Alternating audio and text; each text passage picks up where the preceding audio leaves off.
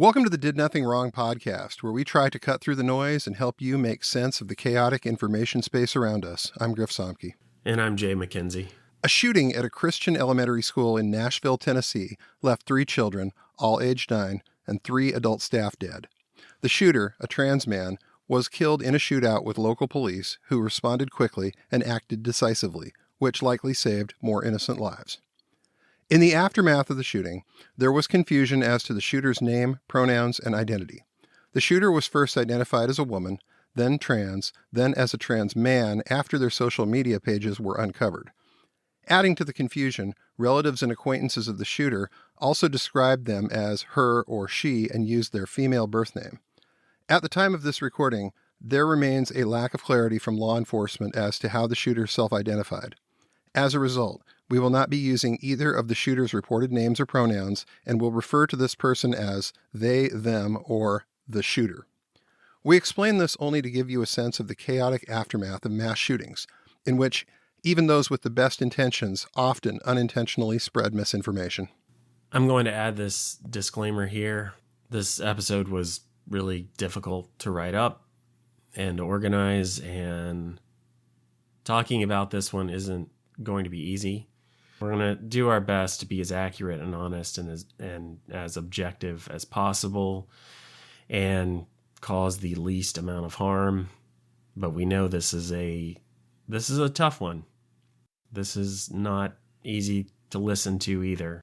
And if you're not up for it, we'll understand. Yeah.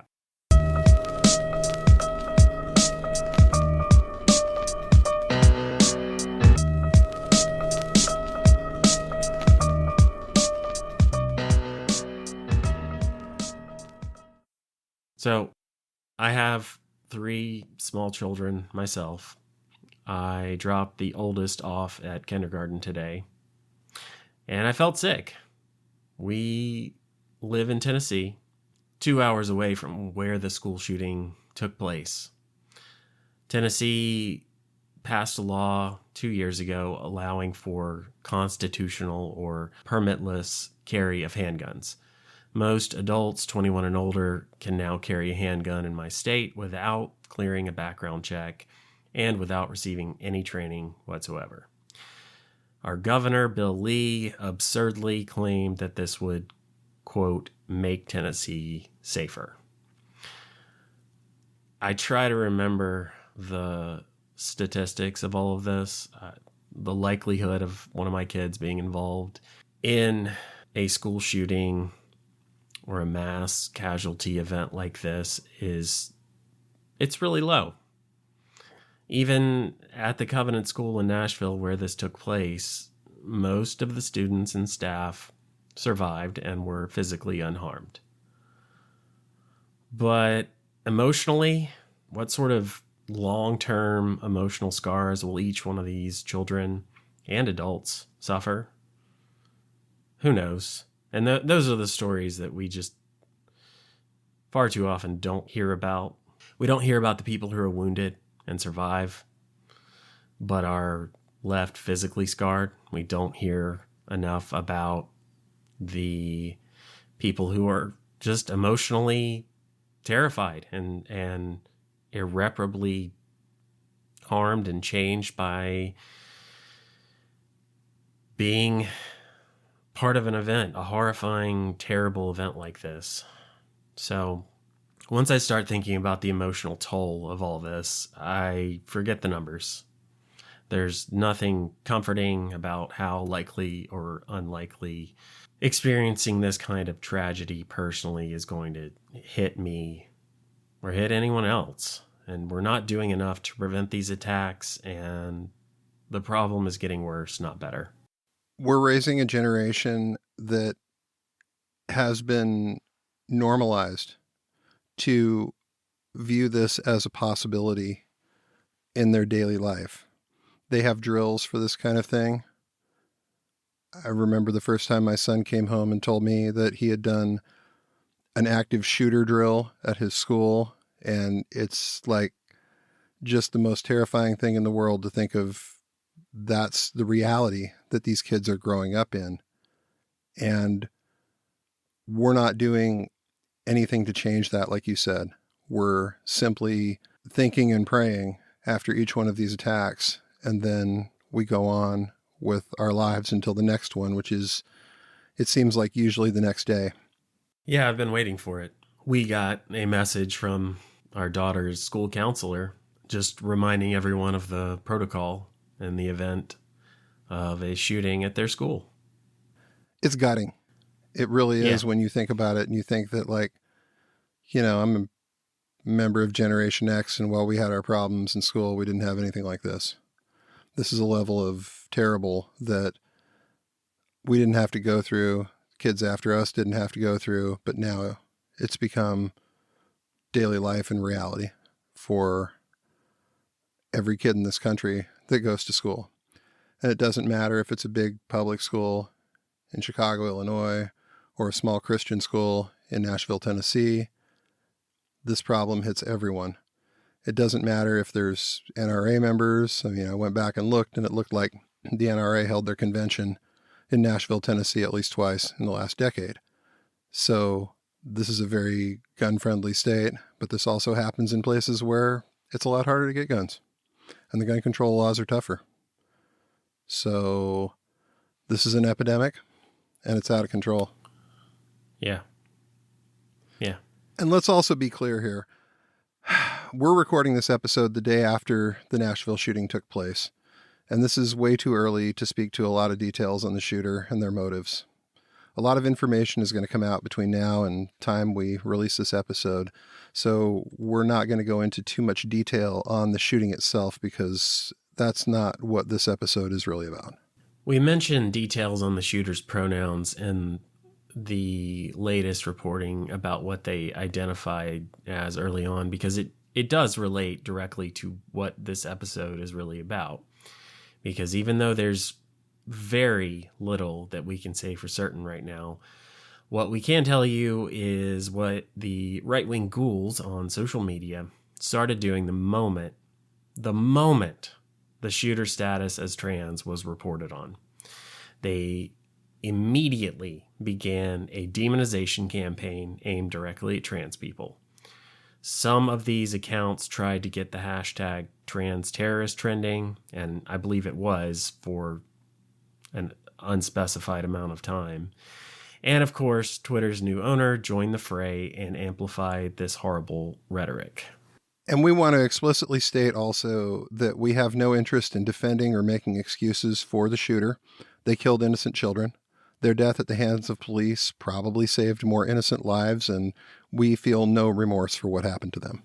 Yeah, the other thing I wanted to make sure that we mention is that there are definitely some accounts that are now, at least nominally or claiming to be on the left, that are advocating violence or saying that this is, of course this happened after you demonize trans people. Trans people are going to go out and commit violence because they feel threatened. And any person who is condoning or otherwise apologizing for any sort of violence is reprehensible. It's wrong.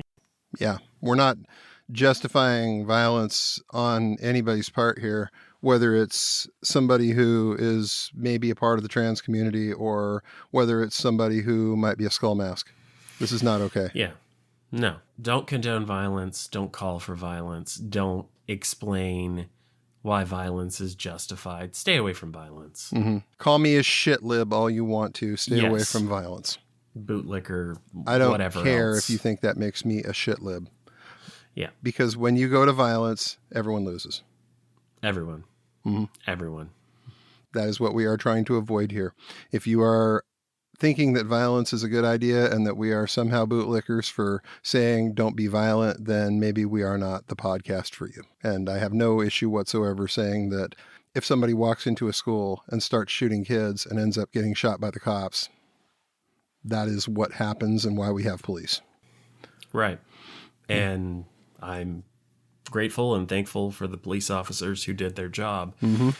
And it stands in stark contrast to what happened in Uvalde and If it's my kids, by God, I hope the police are just as competent as the ones who went into that school in Nashville. Absolutely. Whoever you are, have to understand that violence begets more violence. Don't call for it. Don't make excuses. Just condemn it. It doesn't matter who started it. No. Stop it. Condemn it. Absolutely. Full stop. And we are condemning it on, obviously both sides here. And if you think that somehow that's a shit lib thing to do, then you're just not in the right place. No. Because this is what we sincerely feel about it, that this gets everybody killed in the end. This is not going to be a good road to go down. The whole history of everything we've done on this program is trying to get people to back away from that ledge as a country. And again, if you think that somehow arming people and going out into the streets is really the answer here, it's not. It is not. It is not. I will say we totally understand people who feel that they have to defend themselves, and that is a different argument and a different story. I'm not saying you shouldn't defend yourselves. Nope. Not saying you shouldn't go out and buy a gun yourself. I wish, and we both, I think, agree that there need to be less guns. There need to be better background checks. There needs to be more training. There needs to be reforms. There needs to be a ban on AR-15s and any assault-style weapon. And, of course, even saying the word assault-style gets you condemned by the right, but it is the literal phrasing that the Nashville police used in this attack, saying that the shooter used 2 assault-style weapons. These are weapons of war. They should not be in the hands of civilians. And let's just point out that it is the weapon of choice for these attacks. The AR-15 is the weapon that people use when they go to commit this attack. They use the AR-15. Why? Because it is the most efficient way to carry out an attack like this.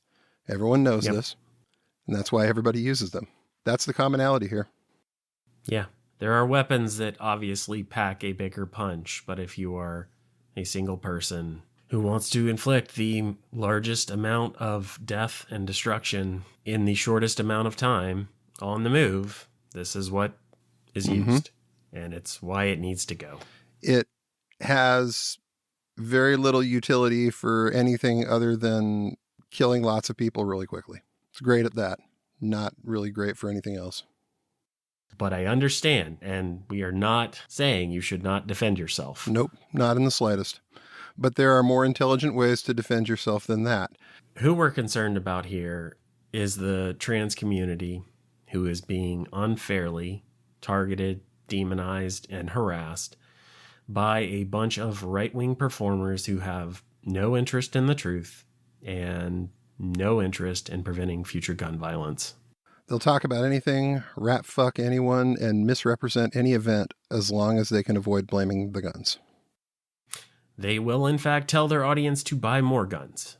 And their audience will, in fact, go buy more guns. Which, in many or perhaps most cases, they're not trained to use, they do not store properly, and which really only end up exacerbating the problem.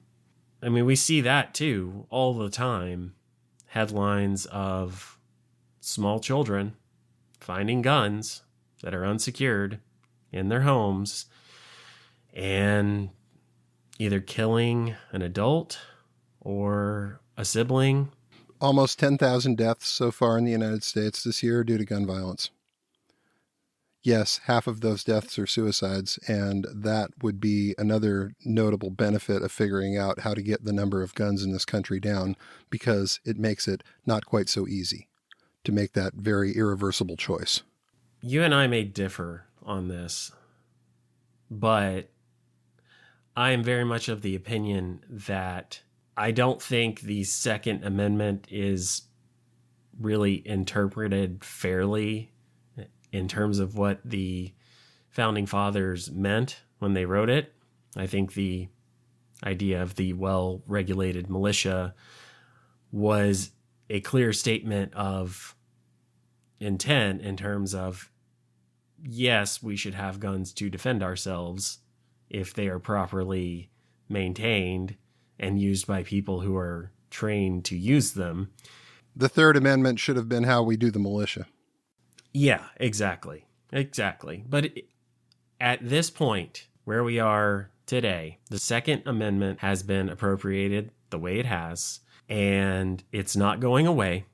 Nope. And my personal feelings, whether you should or shouldn't have guns, I don't personally think we should take all the guns. I don't feel like that is right. And I feel like it's also, I understand why people have guns and feel the need to defend themselves, especially if they live in remote areas or especially if they're in areas of high crime or violence. I understand that need and that fear. And I just, regardless of how I feel, I don't think we're going to ban all the guns. It's impossible right now. Maybe one day in this country we'll get there, but we're nowhere close, and we probably never will be. But just because I think we can't or won't get rid of all of the guns does not mean we can't do anything. It doesn't mean we can't do better than this.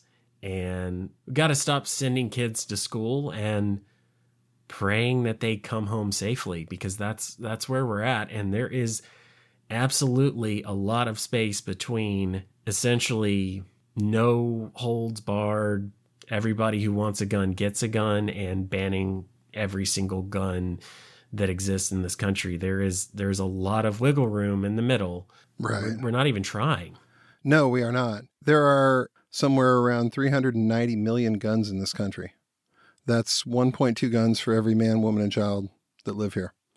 And it seems that even if we stopped selling guns tomorrow, if we stopped letting anybody buy them in stores, there would still be enough guns in circulation that the idea that gun violence would go away overnight is just not reality-based. And it's going to take a real culture change for us as a culture, as a country, to get away from this. We're well past where a law is going to make a huge difference in terms of outcomes. I mean, I would be all in favor of banning the AR-15 tomorrow, but that's not probably going to happen either with the way things are. And even if they did, there's still, millions of them out there in circulation.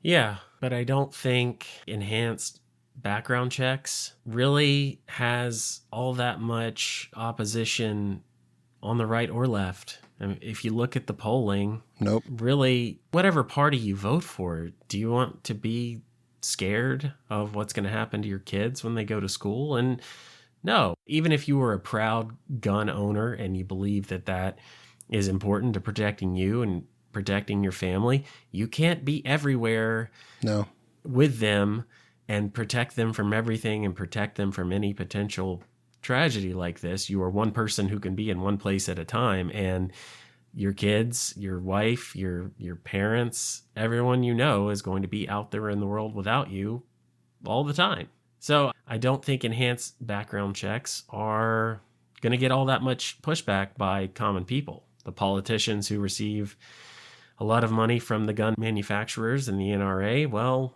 they're the ones holding that up. Mm-hmm.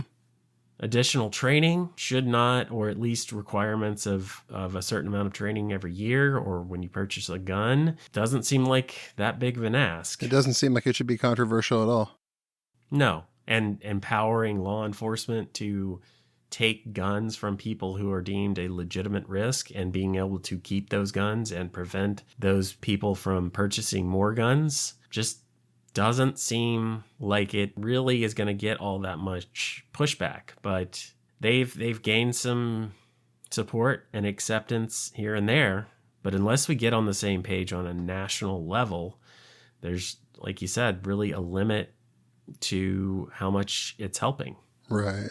So here are some of the claims that, just going through Twitter and a variety of junk news sites, here's what right-wingers are saying right now related to the Nashville school shooting.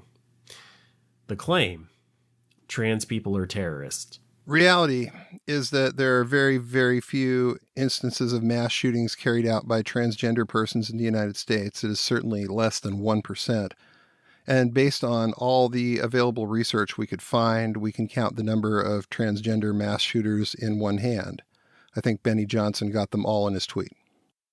Yeah, in his single 280 tweet. Mm-hmm. Yeah, that, of course, Elon Musk amplified. It's worth pointing out here that according to the Violence Project, which tracks public mass shootings in the United States from 1966 to the present, over 97% of mass shootings that they track were carried out by men, and over 51% were carried out by white men. And who are the right-wing social media influencers primarily making these claims against trans people? Oh, that's right, white men. Yes. Benny Johnson, Jack Posobiec, the usual suspects. The usual suspects. Yeah. All right. Claim. This is a hate crime against Christians or a, quote, Christian massacre. Reality right now is that we have no information on the shooter's motives. As of Tuesday, March 28th, 9:53 Pacific, 12:53 Eastern, there has been no release of anything that would tell anyone why. But that did not stop anyone on that side of things from running with this and blaming it on the fact that the shooter supposedly had an agenda, hated Christians, wanted to kill a bunch of Christians. You don't know that. Maybe that comes up. Maybe that's what comes up tomorrow or later on today, but you don't know that. And you all spread it. Immediately. That was the first thing you went to. Yeah. Yeah. Claim. This is stochastic terrorism against Christians. But the reality is, again, we have no information on the shooter's motives. Christians are not being systematically targeted or attacked by the left or the mainstream media. Extremists who are, or in some cases call themselves Christians, are, in some cases, being called out for being extremists. This includes Christian nationalists and tradcaths, or traditionalist Catholics, who incorporate aspects of Christianity into their nationalist and often fascist rhetoric. Pointing this out is not suggesting that terrorism or violence should be carried out against them. And it's not being pointed out that they are being targeted here because they are Christians. It is because they are fascists or white nationalists. That's the issue here. Yes, who use religion as a cover to avoid scrutiny. And they are partly trying to make this attack, which, yes, the Nashville shooting did occur at a Christian school. And like you said, that may have been a factor in the shooter targeting this particular school. We don't know that yet. They don't know that yet. But this is all about Christians are under attack and under siege. And you better not scrutinize us because we're all Christians, and if you do, then you're, of course, part of the extremist left who just hates us because we're white and we're Christians. Yes. But this is what they do. It is potentially true.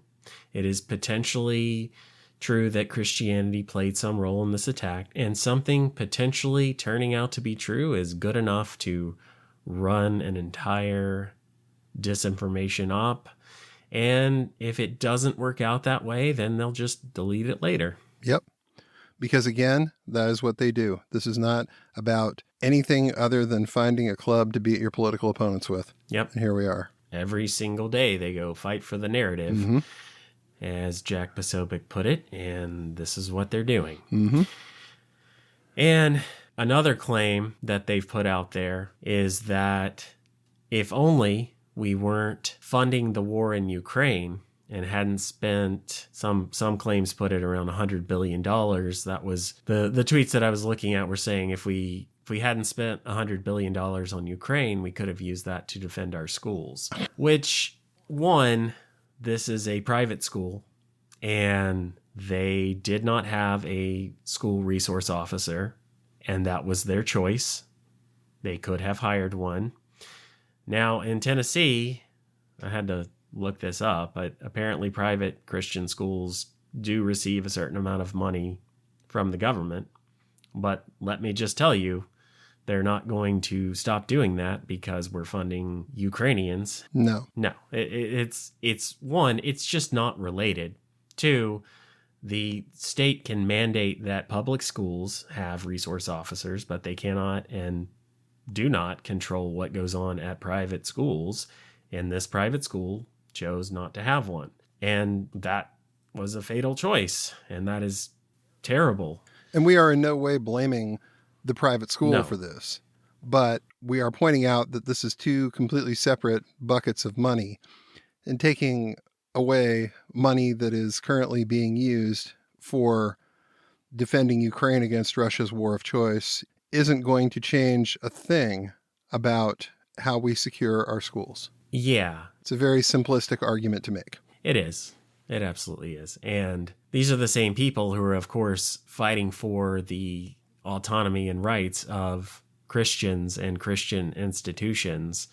So are they also saying that we should mandate what private Christian schools do or do not do? Mm-hmm. I don't think so. Almost sounds like something they just threw out there to maybe be a talking point rather than something they actually believe.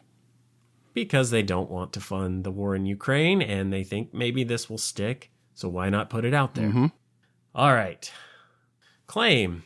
The testosterone the shooter received as a trans man made them more violent. Reality of that situation is that we don't know enough about the shooter and their particular medical history, their particular history with their gender identity to be able to say with any degree of certainty that this person has ever taken any level of testosterone or hormones. We simply don't know. Yeah, and I did look this up and I was curious, is there any scientific evidence to back that up? So even if the shooter did receive some sort of testosterone as part of their treatment from a licensed medical professional, is there any correlation between that and increased violence? And there is not much available evidence on this. It has only been looked at in a small sample study, but the cases where it has been looked at, they have found no correlation between increased violence or significant changes in brain matter or behavior, which apparently they have actually seen in some cases with male to female transitions. But in female to male, there, at least as of this recording, there appears to be no clear scientific evidence backing that up. And again, we don't even know if that treatment occurred, but if it did, there's nothing saying it would have been relevant to what happened here. Right. So let's talk about the discussion that the right doesn't want to have. The one concerning their demonization and victimization of trans people and how that is leading to violence carried out against the trans community. Here's CBS News covering this topic in October of 2022. The number of trans people who were murdered in the U.S. nearly doubled between 2017 and 2021, according to data released Tuesday by the nonprofit Everytown for Gun Safety. Of the total victims, 73% were killed with a gun. Everytown's transgender homicide tracker found that there was a 93% increase in tracked homicides of trans and gender nonconforming people in the United States and Puerto Rico over the last 4 years. In 2021, 56 people were killed compared to 29 reported deaths in 2017. Notably, while only 13% of the transgender community is estimated to be Black, according to UCLA School of Law's Williams Institute, Black trans women accounted for nearly 3/4 of known victims. Quote, bias-motivated crimes are a real, frightening problem in the United States, and LGBTQ plus people continue to be targeted because of who they are, unquote, the Everytown report said. In 2019, the American Medical Association recognized an epidemic of violence against the transgender community, who are over 2.5 times more likely than cisgender people, those whose gender identity aligns with the sex they were designated at birth, to experience violence, according to the Everytown report. The report cited, quote, dangerous gun bills, unquote, as well as state legislatures passing a record number of anti-trans bills, as creating, quote, an environment ripe for deadly gun violence fueled by hate, unquote. Last year was both the deadliest year for trans people and the worst year in history for anti-LGBTQ legislation, according to the Human Rights Campaign. While Everytown clarified that, quote, no single solution can stop gun violence in the United States, unquote, it recommended passing gun control laws and establishing a domestic terrorism office within the Department of Justice to curb the climbing rates of violence against trans people. According to the National Center for Transgender Equality's U.S. Trans Survey, the largest survey of transgender people to date, which was published in 2015, 40% of trans youth reported attempting suicide in their lifetime. That's nearly 9 times the national average, according to Everytown. And with 6 out of every 10 suicides in the United States involving a gun, the epidemic of firearm suicide could have a disproportionate impact on transgender and adolescent members of the LGBTQ community, the Everytown report said. There's no single cause for something like this, but the right wing's demonization of trans people is absolutely putting LGBTQ people under threat. Let's read from Anya Zaleziowski's Vice piece titled How 2022 Became the Year Trans Hate Went Mainstream. In so many ways, this year in particular has been devastating as trans rights face attack after attack. Even as victories for LGBTQ people mount, anti-trans rhetoric and legislation has not slowed down. And now, it appears GOP leaders and their supporters have manufactured a culture war over transgender and gender nonconforming identities. Hate targeting LGBTQ people, especially trans people and drag queens, has reverberated across the country, and hundreds of bills targeting LGBTQ people have been introduced. About half of them have focused on trans people. States have also tried to equate gender-affirming care with child abuse. In Texas, the Department of Family and Protective Services was tasked with investigating families with trans kids. These attacks have turned physical. Drag venues have been repeatedly targeted by far-right protests and bomb threats. Hospitals offering gender-affirming care to minors have had to take their websites down due to threats. And earlier this year, a man walked into a bar and opened fire at an LGBTQ nightclub that was planning on all-ages drag brunch as part of the Transgender Day of Remembrance the following day. 5 people were killed, including 2 trans people. Many are scared about what's next. This year, a twisted feedback loop of anti-trans rhetoric begetting anti-trans policies and vice versa has paved the way for more violence against trans people. Right-wing commentators have turned trans people into a boogeyman for the, quote, traditional American family, unquote, while targeting them and gender nonconforming people in turn. At the same time, scores of policies from school boards to state governments have been introduced as lawmakers have seemingly done their best to fearmonger and stifle trans existence altogether. It's a circular situation where the end result is ultimately violence. If you demonize a certain group of people and your audience is essentially half the country, some people are going to act on that. We've seen this with gay people, Muslims, before that, Black Americans. But the right clearly doesn't believe that's true, doesn't care, or is financially incentivized to change the conversation. Blame anyone and anything except the guns. Never the guns. The guns did nothing wrong, so to speak. Writer David Frum had a good point about this on Twitter. He says all developed countries have video games, single mothers, Ritalin prescriptions, and cases of gender dysphoria. Only one allows such easy access to guns, and in particular to guns so suitable for mass shootings. And that's the one that has so many mass shootings. I'm seeing some comments that antidepressant use is the critical variable that explains gun massacres. If so, Japan should have seen a massive increase in mass shooting, but no, it's the guns. Well, and even Fox News blamed an open side door yesterday, which, of course, is a familiar talking point for them. And by the end of the day, the Nashville police had released their footage, some edited footage of the shooter driving up to the school.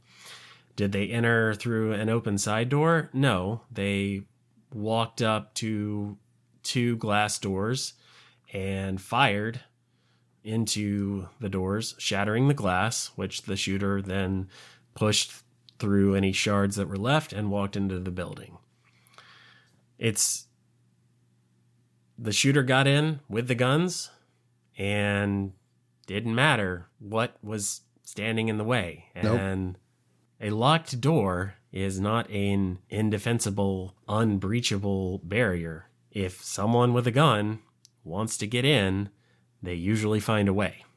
We're looking at the same situation, the locks on the doors seemed to work perfectly fine in Uvalde, and that didn't really help the situation at all. There's a common factor here. Guns. Guns. It's guns. Mm-hmm. You gonna make all the windows bulletproof? I see another tweet here from a woman named Erin Hahn _author. Please stop acting like arming teachers is the answer. You don't even trust us to pick out books for your children. Yeah. Yeah. So remember that when people tell you, oh yeah, let's just arm the teachers. Most teachers, they're not the people that this is a bad idea. Well, one, are the teachers willing? Do they want a gun? Are they trained to use a gun? What's the likelihood of them not being trained properly or mishandling a gun?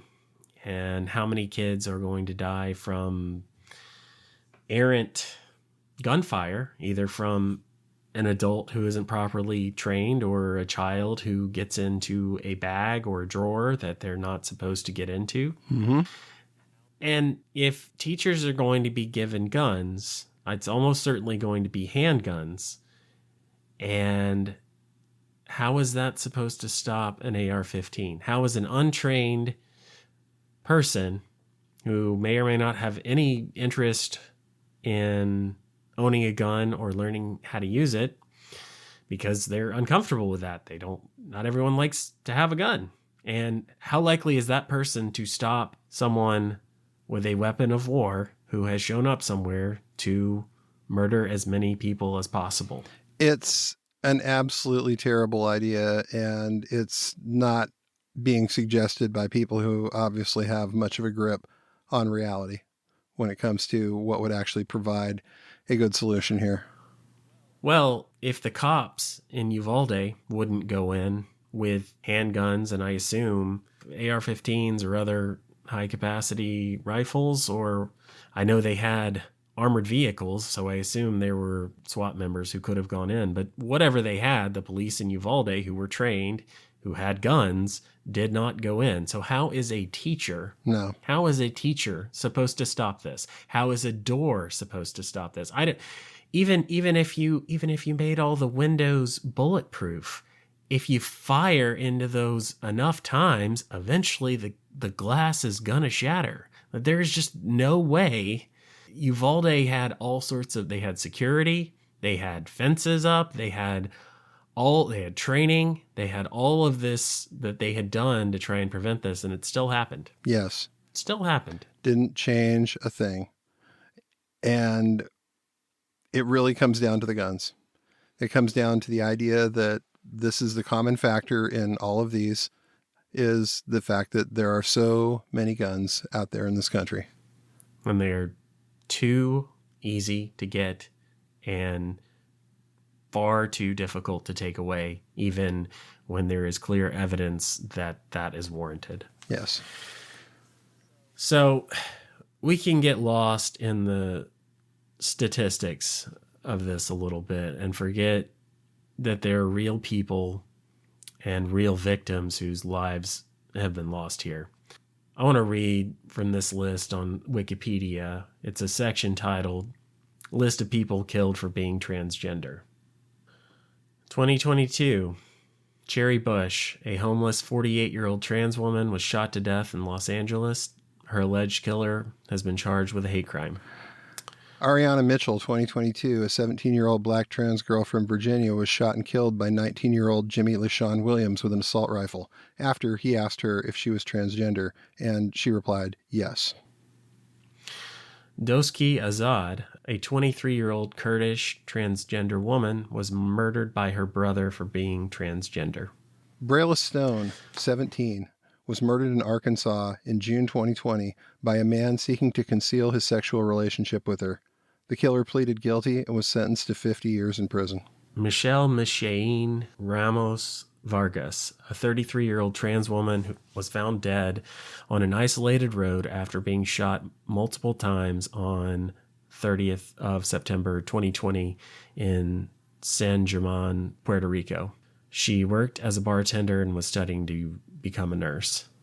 Selena Reyes Hernandez, 37, was fatally shot in Chicago, Illinois on 31st of May by a man she went home with after telling him she was transgender.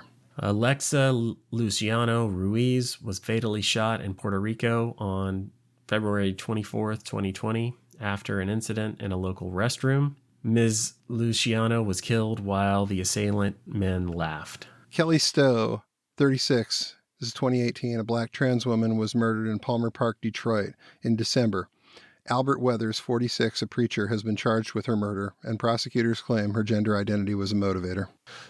Jessica Mendez Cavalcanti, a 24-year-old trans woman, was surrounded by two young men and fatally stabbed to death in the Cana neighborhood of Uberlandia on April 19, 2016. One of the suspects who was apprehended by police confessed that they had committed the crime because Cavalcanti was transgender.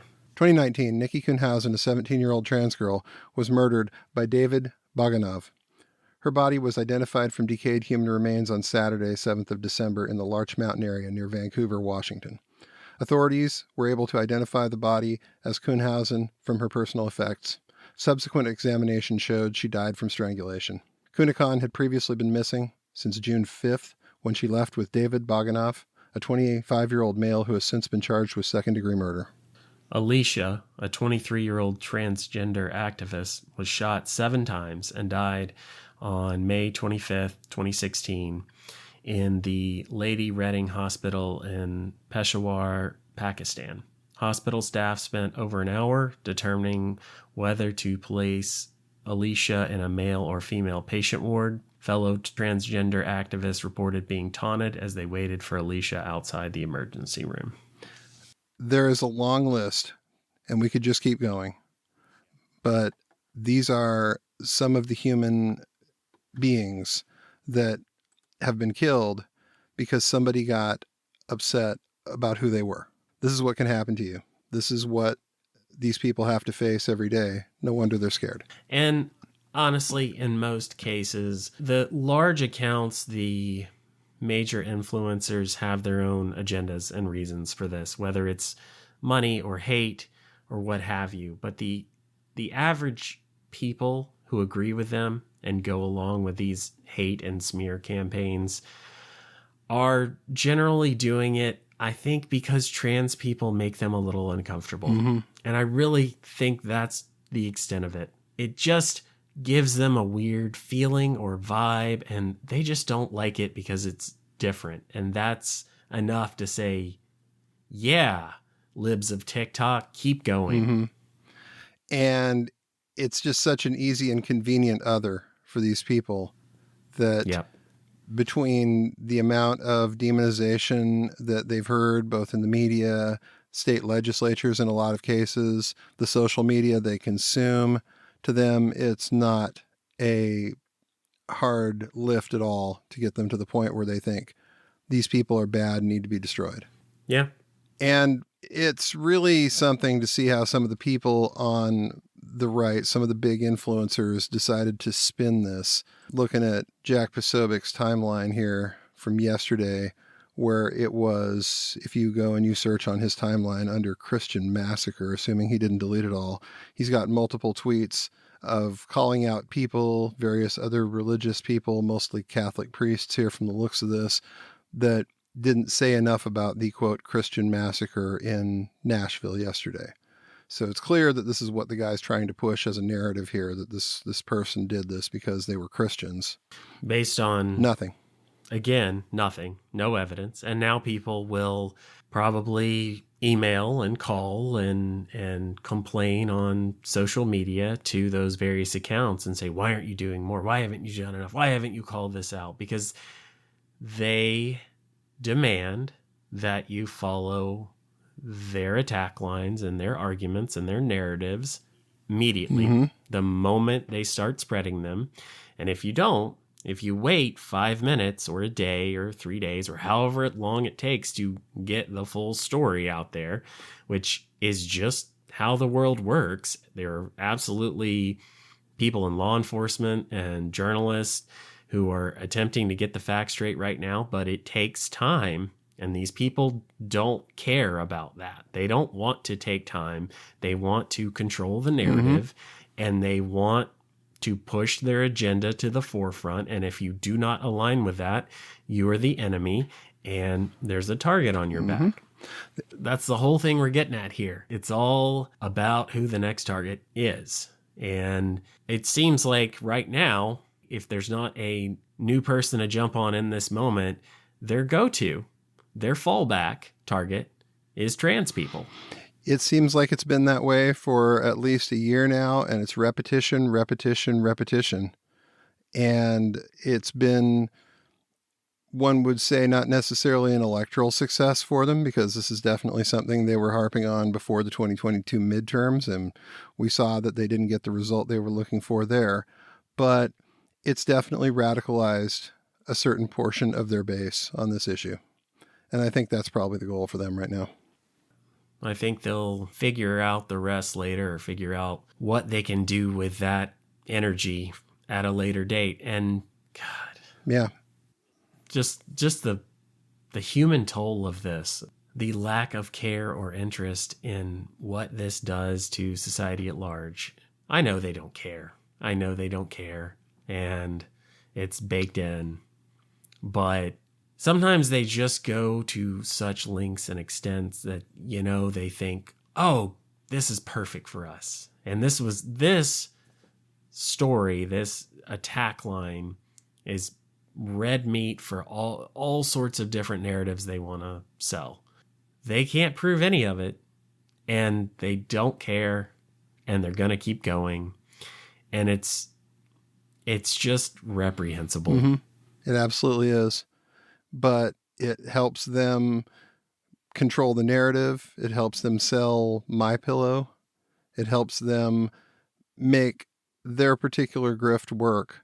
And these people are so married to the grift that they will say and do anything at this point to keep that going. And this is just the latest example. It is. And I think if you really dug down into it and really made them think about it, they're just as scared for their kids and their safety and their future in this world where the violence is getting worse and the problems are growing. And I think most of them probably realize that they're not getting any closer to solutions, but they're going to sit there and send their thoughts and prayers and hope that it doesn't come back to bite them in the ass. And I don't want that. I don't want anyone's kids to have to experience this, or experience the fear or the pain or the long-term consequences of this. So I'm not wishing that on anyone. I'm just saying that it would be nice if a bit of humanity would seep through and they would stop and say, I'm scared too. Mm-hmm. I want my kids to be safe too. And maybe, just maybe this has gone entirely too far and we need to come up with some solutions. But they won't, and they aren't. And we have to find a way to push forward with a better future anyway. And we're certainly going to try. Indeed. And regardless of what you think about President Joe Biden, he's right about how to handle this. I know that we can't prevent every tragedy, but here's what I believe we have to do. Here's what the overwhelming majority of American people believe we must do. Here's what the families in Buffalo and Uvalde in Texas told us we must do.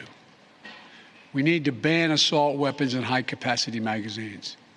And if we can't ban assault weapons, then we should raise the age to purchase them from 18 to 21.